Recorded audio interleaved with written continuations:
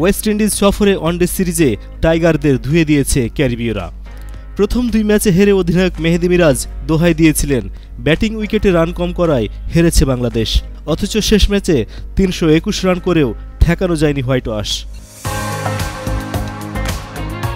সিরিজের শেষ ম্যাচে উইন্ডিজের সাথে 4 উইকেটে হারে বাংলাদেশ। দলের 4 জন ব্যাটারের 50 ক্যারিবীয় সাগরের নোনা জলে ভাসিয়ে ঠিকই জয়ের উৎসব করেছে স্বাগতিকরা। সেন্ট কিটসের পরন্ত বিকেলে যখন উইন্ডিজরা বিজয় উদযাপন করছিল, তখন মাহমুদুল্লাহদের নতশিরে মাঠ ছাড়া দৃশ্য হৃদয় ভেঙেছে সমর্থকদের। 2018 সাল থেকে ওয়েস্ট ইন্ডিজের বিপক্ষে সব কন্ডিশনে টানা 11টি ওয়ানডে ম্যাচে জয় পেয়েছিল বাংলাদেশ। 2023 সালের বিশ্বকাপ থেকে ওডিআইতে ভালো খেলছে না টাইগাররা। ক্যারিবীয়দের বিপক্ষে সিরিজ দিয়ে চলতি বছরে আন্তর্জাতিক ক্যালেন্ডার শেষ হয়েছে টাইগারদের। বিদায়ী বছরে নিজেদের পছন্দের সংস্করণেও ভালো করতে পারেনি টিম টাইগার। 9 ম্যাচ খেলে জিতেছে 3টিতে।